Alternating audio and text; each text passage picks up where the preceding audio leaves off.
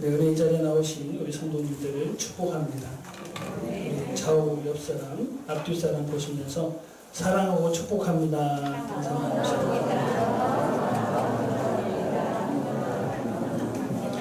네, 이 또한 지나가니 잘 이겨냅시다.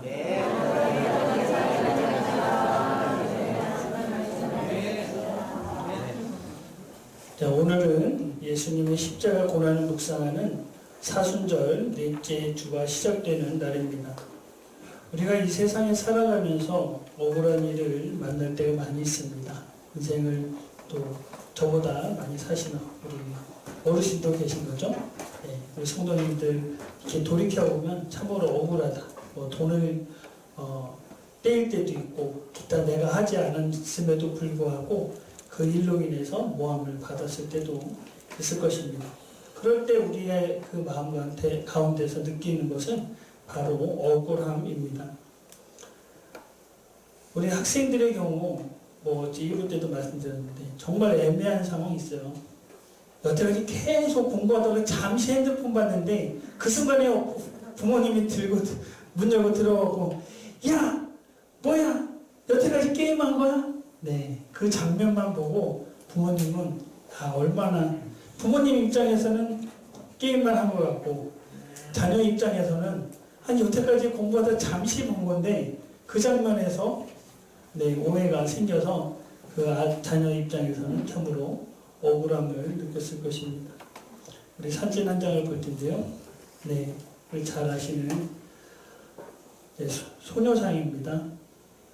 지금도 매주 수요일이면 일본 대사관 앞에서 계속 이어지는 수요 집회 1992년 1월 8일부터 시작해서 28년간 1410여 회를 빠지지 않고 모여서 일본의 사과를 주장하고 있습니다.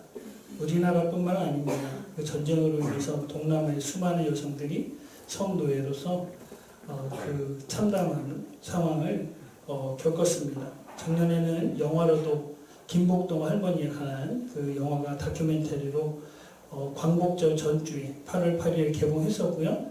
안타깝게도 80여 년 가까이 그 일본의 그 한일을 일본에 대한 그 사과를 받고자 노력했으나 그 김복동 할머니께서는 작년 1월에 속천하셨습니다. 그래서 지금 남아 계신 생존자는 한 20명 정도, 20분 정도 되는 걸로 알고 있습니다. 이 땅에 또한 억울한 사연 중에 내가 저지르지 않은 죄를 뒤집어 쓰고 옥살이를 다 하고 나왔는데 진범이 잡히는 경우가 있습니다. 너무 억울하죠? 재심 2018년 3월에 개봉된 영화입니다. 재심이란 확정된 유죄 판결에 중대한 오류가 있는 경우 해당 사건을 다시 심리하여 그 오류를 바로잡는 구제 절차를 바로 재심이라고 합니다. 이 영화는 실제 전라북도 익산 약촌 오거리 택시기사 피살 사건을 배경으로 하고 있습니다. 이 피살 사건은 2000년 8월에 익산시 약촌 오거리에서 택시기사가 흉기에 여러 차례 찔려 사망한 사건입니다. 처음에 당시 15세인 남학생 최모곤이 범인으로 지목되었습니다. 형사들은 이 목격자인 최모곤을 경찰서로 데려가지 아니하고 여관으로 데려가서 폭력을 감금하고 폭행을 해서 그 범행을 자백받습니다. 목격자임에도 불구하고 목격자가 아닌 살인범으로 누명을 쓰고 본인이 맞을 때 그 시인을 할 때까지 폭행을 한 것이죠. 하지만 법정에서 최모군은 부인을 하게 됩니다. 제가 저지르지 않았습니다. 저지르지 않았기 때문에 저지르지 않았다고 15세면 중학교 2, 3학년밖에 안 돼요. 그 어린 학생을 그 공권력의 힘을 가지고 어른들이 잘못 사용한 것입니다. 그래서 죄를 시인하지 않아서 15년형을 언도받습니다. 다시 항소를 해서 그 심판을 하는 과정에 그 국변 변호사가 인정을 해야지 감형이 된다. 너무나 억울하지만 인정을 하고 말았습니다. 10년형 선도 받고 언도 받고 그 10년형을 잘 감옥 생활을 하고 퇴소를 하였습니다. 하지만 2003년 6월쯤에 진범으로 지목된 인물 김모 씨가 잡혔습니다. 김모 씨의 진술이 최고군의 진술과 더 신빙성이 가지만 검찰은 이 사건을 덮어버립니다. 왜냐하면 너무나 많은 사람들이 엮여 있어요. 검사도 엮여 있죠. 판결을 했잖아요. 분명히 증거가 불충분함에도 불구하고 검사는 그것을 죄를 인정을 했습니다. 거기에 따른 또 형사들. 이것을 다시 재심으로 해서 덮어버렸지만 2016년 11월 17일 광주고법에서 살인 혐의로 기소된 최모군에 대한 재심에서 무죄를 선고했고 박준영 변호사가 재심을 맡았습니다. 가운데 있는 사람 모자이크 처리된 사람이 최모군입니다. 30대 15세에 들어가서 30대 중반이 되었습니다. 10년을 다 본 25세 나와서 세월이 그만큼 흘렀는데 그 옆에 있는 사람이 곁에 있는 사람이 저와 이름이 조금 비슷한 박준영 변호사입니다. 저는 용이고요. 헷갈리지 마시기 바랍니다. 안타까운 것은 이 재심을 하는 그 과정 가운데 이때 당시에 이 최모군을 폭행을 하면서 그 죄를 뒤집어 씌웠던 형사가 자살을 하는 사건이 있었습니다. 다 상황이 이제 더 이상은 감출 수가 없는 상황이 되어버리니까 결국은 그 형사는 자살을 하고 말았습니다. 같은 날 전주지검 군산지청은 진범으로 지목된 김모 씨를 체포, 기소하였고 2018년 3월 27일 김모 씨는 징역 15년형이 확정되었습니다. 이전까지는 살인의 죄에도 그 기간이 있었잖아요. 근데 그 기간이 없어지면서 그 살인에 대해서 계속 잡으면 그 형을 선고할 수 있는 그런 제도가 되어서 15년형을 확정받고 감옥 중에 있습니다. 공권력을 가진 어른들이 폭력을 통해 한 청소년의 꿈을 무참히 짓밟아 10년의 옥살이를 한 억울한 사연입니다. 하지만 정의는 살아있기에 아까 말씀드렸던 박준영 변호사의 끈질긴 노력으로 얻은 재심에서 무죄를 선고받았습니다. 그리고 지난해에 세상에 다시 떠오른 이춘재 연쇄살인 중 8차 사건도 이춘재가 자신이 저질렀다고 자백하며 전에 이 사건으로 20년간 억울하게 옥살이를 한 윤모 씨가 박준영 변호사의 도움으로 재심 청구가 받아들여져서 지금 진행 중에 있습니다. 아마 매스컴을 통해서 다들 보셨을 것입니다. 참으로 억울한 사건들인데 오늘 말씀의 주인공인 예수님의 억울함도 이루 말할 수가 없음을 잘 아실 것입니다. 오늘 읽은 본문은 우리가 구원자로 믿고 있는 예수님이 잡히신 후 빌라도에게 신문을 받는 내용입니다. 잠시 영상을 보신 후 말씀을 이어가도록 하겠습니다.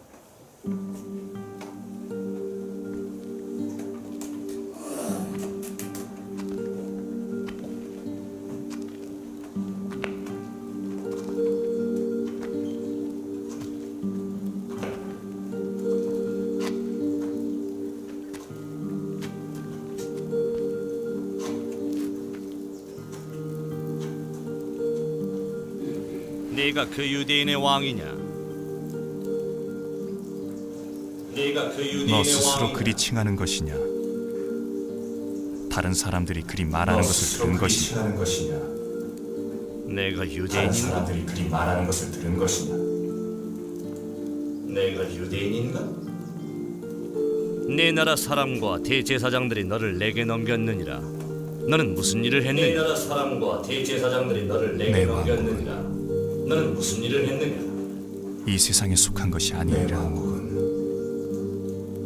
이 세상에 속한 것이었다면 내 백성이 싸워서 나를 유대인들에게 넘기지 아니하였으리라. 그럼 너는 왕이냐? 싸워서 나를 유대인들에게 네가 말했듯 나는 왕이니라. 그럼 너는 왕이냐? 나는 이를 위해 태어났으며 네가 말했듯 나는 왕이니라. 이를 위해 세상에 왔나니 나는 이를 곧 위해 진리를 태어났으며 증언하려 함이라. 무릇 이를 위해 세상에 왔나니 곧 진리에 진리를 속한 증언하려 사람은 내 음성을 듣느니라. 무릇 진리에 속한 사람은 내 음성을 듣느니라. 진리란 무엇이냐? 진리란 무엇이? 너희는 이 사람이 백성을 미혹한다 하여 내게 끌고 왔도다. 너희는 이 사람의 백성을 미혹한다. 내가 너희 앞에서 신문하니 나는 너희가 고발한 일을 찾으려 했으나 이 사람에게서 죄를 찾지 못하였도다. 나는 너희가 고발한 일을 찾으려 했으나 이 사람을 헤롯에게도 보냈으나 못하였도다. 그 역시 사형시킬 만한 죄는 찾지 못하였도다. 보냈으나 그 역시 사형시킬 만한 죄는 찾지 못하였도다. 그러므로 매를 때리고 풀어주려 하노라. 그러므로 아니네요. 아니네요. 이 시기에 너희 풍습대로 죄수 한 명을 풀어주겠노라. 이 시기에 너희 바라바, 풍습대로 바라바를 풀어주시오.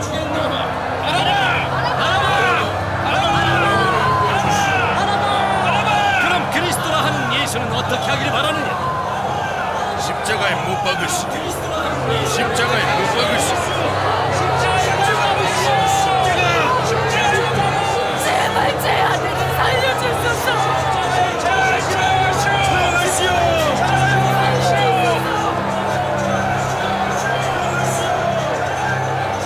이 사람의 피에 관하여 나는 무죄하니 이 사람의 피에 관하여 너희가 나는 감당. 무죄하니 너희가 감당.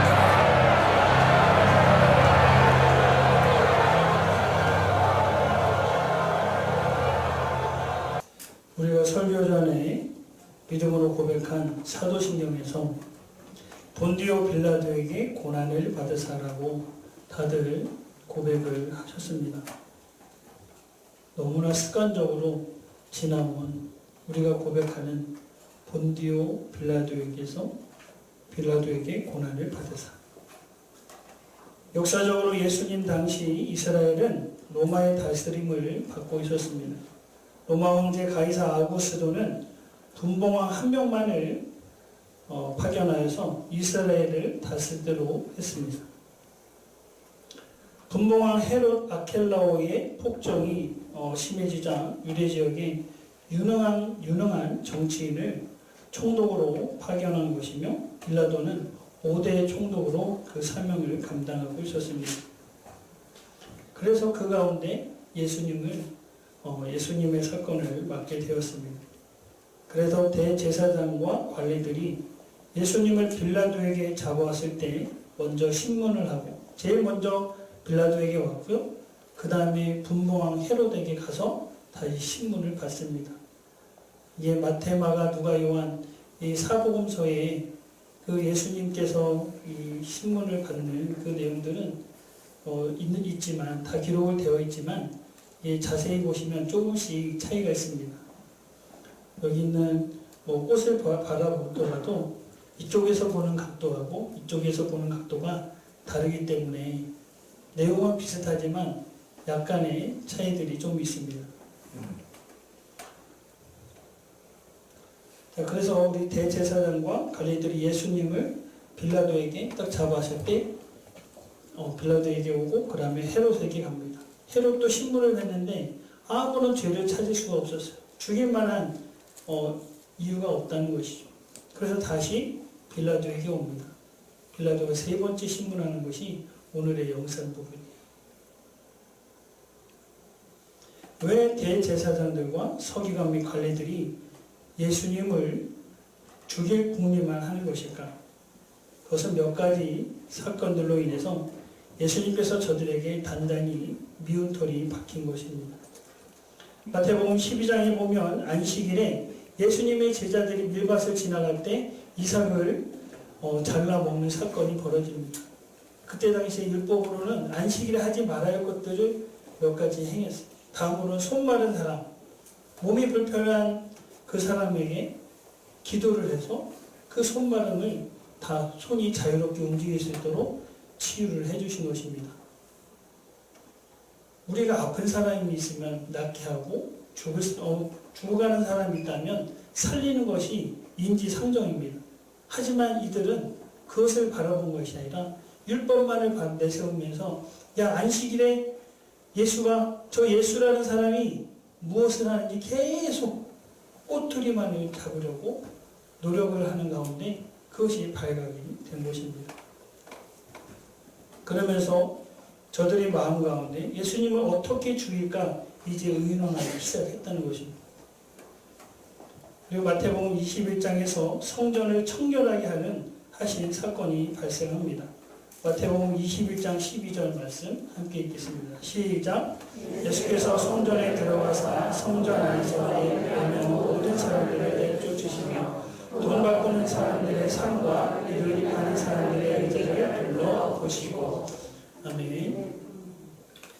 성전에서 장사하는 품목들은 성전에 올라가는 사람들이 제물로 바치기 위해서 하는 그 품목들을 판매를 하였고 짐승을 판매를 한 거죠. 그 다음에 거기서 성전에 드리는 돈은 다른 돈을 드렸기 때문에 환전소가 있었다는 거예요. 우리 환전을 왜 하죠? 환치기라고 들어보셨죠? 네. 이문을 남기기 위해서 하는 거예요. 여기에 관여했던 사람들이 대제사장, 종교 지도자들이, 관리들이 여기에 해당이 되었습니다. 그런데 그 환전소와 비둘기 파는 사람의 의자를 좌판이죠. 한마디로 다 들어보셨다고 생각을 해보세요. 예수님께서는 성격이 좋으신 분이에요. 까칠하신 분이 아니에요. 그럼에도 불구하고 예수님이 흥분하여서 그렇게 과격한 행동을 한 곳은 바로 여기입니다. 이전까지 예수님께서 공생애를 사시면서 수많은 사람들을 만나고 했던 일들은 사람들을 치유하고 위로하고 또한 먹이고 했던 그런 일들입니다. 그런데 예수님께서 이 성전의 상황들을 보면서 예수님이 뚜껑이 열리십니다. 그러면서 내 집은 기도하는 집인데 너희가 강도의 소굴을 만들었다고 이처럼 화를 내신 것입니다. 이 상황에서 대제사장과 그 서기관들은 제대로 뚜껑이 열린 거죠. 아까 말씀드린 대로 수입이 짭짤했습니다. 그것이 닫혀지려는 그런 상황이니까 뚜껑이 열려질 수밖에 없는 거죠. 마태복음 23장 27절로 28절 말씀 함께 읽겠습니다. 시작. 외식하는 서기관들과 바리새인들이 회칠한 무덤 같으니 겉으로는 아름답게 보이나 그 안에는 죽은 사람의 뼈와 모든 더러운 것이 가득하다. 이와 같이 너희도 겉으로는 사람에게 옳게 보이되 안으로는 외식과 불법이 가득하도다. 아멘. 이 외식한다 그러면 밖에 나서 밥 먹는 게 아니에요. 거칠해요, 거칠. 우리가 정말로 어려운 것이 제가 일부에도 말씀드렸지만 담임 목사님도 계시고 우리 강단에 서면서 가장 힘든 게 저희가 선포를 하는 말씀이 도적질해라, 사기쳐라 이런 말씀이 아니에요. 이 땅에서 살아가면서 올바른 삶을 살도록 우리가 이야기를 합니다. 그런데 가장 어려운 것이 말씀을 선포하는 이 강단의 선자가 살아가면서 가장 힘든 좋은 말은 해야 되는데 연약한지라 완전하게 살지 못할 때가 있어요. 그래서 힘듭니다. 그래도 강단에서는 우리가 살아갈 방향을 제시하기 때문에 완전치 못하지만 그래도 가야 할 길을 안내해주는 내비게이션의 역할을 해야 됩니다. 그것이 강단에 서는 목회자의 어려움입니다. 이렇게 예수님은 대제사장들과 종교 지도자들, 관리들에게 미운 털이 박혔기에 6월절에 죄수를 석방하는 풍습에서 밀란을 일으키고 살인을 저지른 바라바를 놓아주라고 외칩니다. 그리고 예수님을 십자가에 못 박으려고 합니다. 영상 가운데서 유일하게 무죄를 말하는 분은 예수님의 어머니 마리아뿐이셨습니다. 하지만 예수님을 살리고자 한 사람이 더 있습니다. 마태복음 27장 19절 말씀인데요. 함께 있습니다. 시작. 총독이 재판소에 앉았을 때에 그의 아내가 사람을 보내어 이르되 저 옳은 사람에게 아무 상관도 하지 마옵소서. 오늘 꿈에 내가 그 사람으로 인하여 애를 많이 태웠나이다 하더라. 아멘. 빌라도의 아내도 분명히 예수님의 소문을 들었을 것입니다. 예수님이 잡혔다고? 그런데 예수님 여태까지 내한테 들려온 소식들은 병든 자를 고치고 소외된 자를 위로하고 수많은 먹을 것이 없는 사람들에게 오병이의 기적을 일으키면서 좋은 일만 했는데 왜 잡혔을까? 왜 저 사람을 죽이려 할까? 그런데 꿈에 예수님을 통해서 어려운 악몽을 꿨다는 거죠. 근데 잡혀와서 신문을 받고 있다는 그 소식을 듣고 빌라도의 아내는 고민을 했을 것입니다. 빌라도에게 온다는 얘기는 바로 선고를 내린다는 것입니다. 사형을 내릴 수 있는 그 권한자가 빌라도였기 때문에 그의 아내는 고민을 했을 것입니다. 그래서 빨리 하인을 시켜서 그 재판 중에 있는 빌라도에게 그 이야기를 합니다. 이 사람 손대면 안 됩니다. 정말로 빌라도는 진퇴양난의 그런 상황에 이르렀습니다. 빌라도도 얼마나 많은 고민을 했을까? 3번이나 이 사람을 성경 오늘 본문 읽은 말씀에도 이 사람을 살리려고 예수님을 아무리 물어봐도 도대체 죽일 만한 죄를 찾을 수가 없는데 죽이라고 하니까 얼마나 난감했겠어요.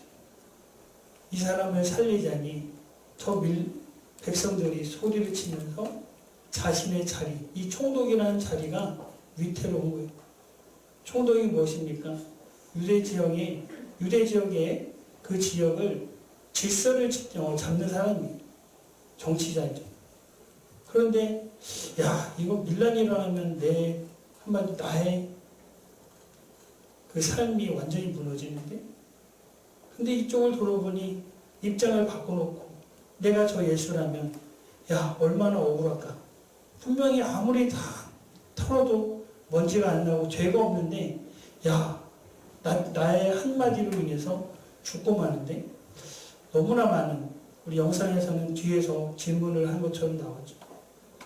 개인 신문을 한 거죠. 정말로 고민이 많이 해요. 근데 군중 앞에 나오니까 이거는 어떻게 할 수가 없습니다. 그러면서 자신은 한이 떠다주는 물에 손을 씻으면서 나는 이 사람의 피해에 대해서, 이 사람의 죽음에 대해서 상관없음을 이야기하고 예수님을 내주고 맙니다. 예수님, 이 모든 과정은 하나님의 계획 안에 있었기 때문에 예수님도 그 고난을 알고 계셨지만 그것에 순복하십니다. 오늘 말씀 제목이 예수님의 재심입니다. 이렇게 제목을 정한 이유는 저희가 바이블 스터디를 공부하는 그 가운데 우리 성경에 보면 말라기하고 마태복음, 구약 성경의 맨 끝이 말라기잖아요. 그 다음이 신약 성경으로 넘어옵니다. 그 사이에 신구약 중간사 400년의 기간이 있어요. 교재에 보면 로마 제국과 중간사의 내용이 나오며 로마 총독에 관한 내용을 쭉 읽어가고 있는데 빌라도에 대한 내용이 나왔어요. 5대 총독으로 나왔고 성질도 고약하고 이런 사람인데 예수님의 사형을 언도할 수밖에 없는 그 상황에 이르렀습니다. 이 본문을 읽는데 갑자기 저의 마음 가운데 딱 2글자가 떠올랐어요. 재심. 영화를 봤었고 박준영 변호사가 그 변호했던 일들을 아까 익산시 약촌 오거리뿐만 아니라 완주에 있는 나라 슈퍼 살인 사건이 있습니다.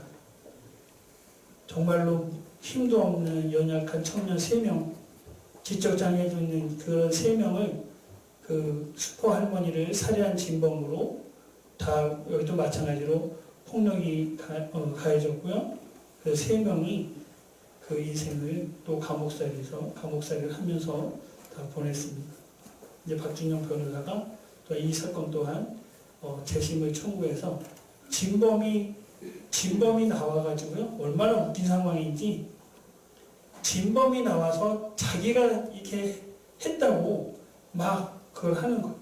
그래서 살인을 당한 그 유가족들이 진범에게 감사하다는, 진술해줘서 감사하다는 말을 할 정도 너무나 어이없는 상황이 펼쳐진 거예요. 자기 가족을 죽인 진범에게, 살인범에게 증언을 해줘서 감사하다고.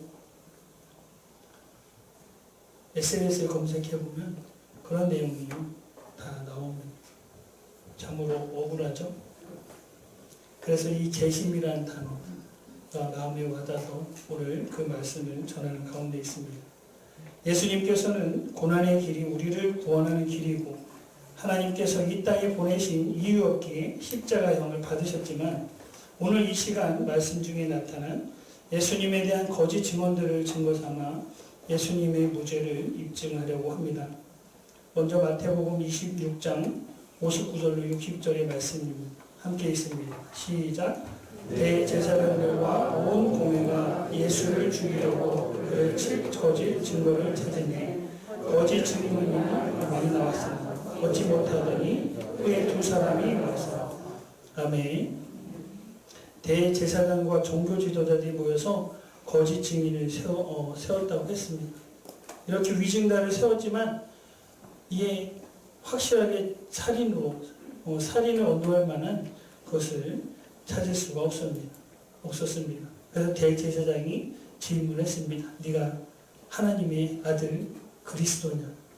예수님은 당연히 그것을 인정했습니다.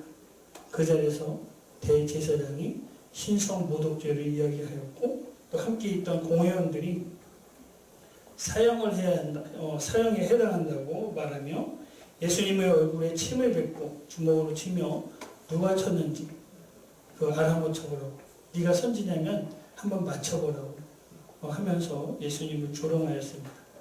다음으로 마태복음 27장 18절의 말씀입니다. 함께 있습니다. 시작. 이는 그가 그들의 시기로 예수를 넘겨준 줄 알리더라. 아멘. 마가복음 15장 10절에도 동일한 내용이 기록되어 있습니다. 이 말씀을 통해 빌라도는 대제사장들과 장로들이 시기심으로 예수님을 넘겨준 것을 알았다는 것입니다. 인지를 한 것이죠. 누가복음 23장 우리 4절 말씀, 또 요한복음 말씀 함께 읽겠습니다. 시작. 빌라도가 대제사장들과 이르되 이르되 내가 보니 이 사람에게 죄가 없도다 하니 빌라도가 이르되 진리가 무엇이냐 하더라. 이 말을 하고 다시 유대인들에게 나가서 이르되 나는 그에게서 아무 죄도 찾지 못하였노라. 아멘. 이처럼 빌라도는 예수님에게서 죄를 찾지 못하였고 대제사장들과 종교 지도자들, 서기관들의 시기심으로 자신들의 이익이 날아갈 것 같으니 당연히 여러 가지로 시기심이 생겨서 죽여함을 알았습니다. 요한복음 18장 31절 말씀 함께 있습니다. 시작. 빌라도가 이르되 너희가 그를 데려다가 너희 법대로 재판하라. 유대인들이 이르되 우리에게는 사람을 죽이는 권한이 없느니라. 아멘. 대제사장들과 무리들은 6월절 명절에는 율법상 피를 만져서도 안 되고요, 시체를 대해서도 안 됩니다. 그것을 잘 알았기에 빌라도에게 그 사형에 대한 그것을 계략을 세웠고 그 계략대로 빌라도는 넘어가고 말았습니다. 그래서 예수님은 사형을 선고받고 말았습니다.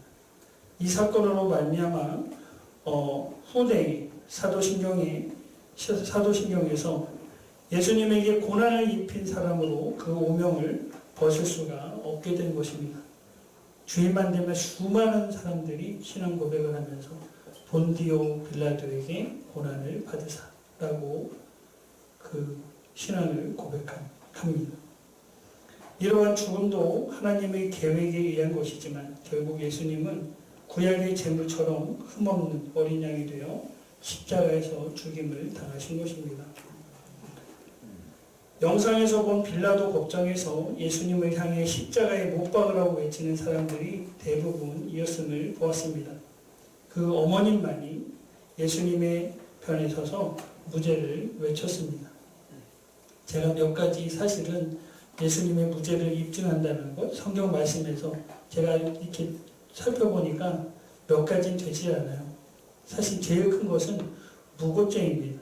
죄가 없음에도 그 죄를 뒤집어 쓰는 가장 큰 것은 무고죄, 그 다음에 위계에 의한 그 권력을 남용한 권력 남용죄. 제가 법을 전공하지 않았기 때문에 그것을 뭐 자세히 더 법적인 부분은 할 수는 없습니다.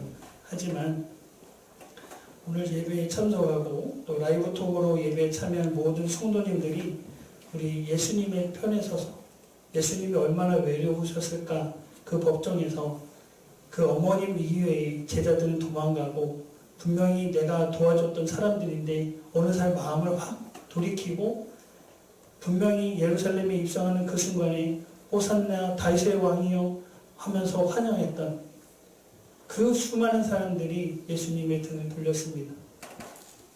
그 사람들 한 사람 한 사람 바라볼 때 예수님이 얼마나 마음이 아프셨을까.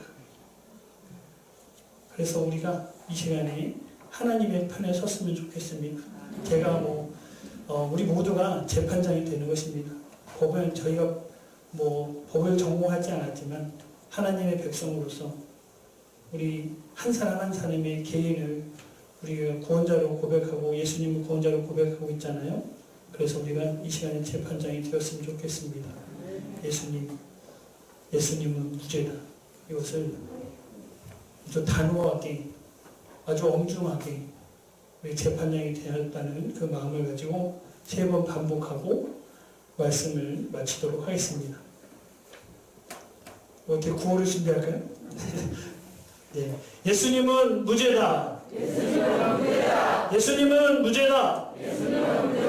예수님은 무죄다. 예수님은 무죄다. 기도하시겠습니다.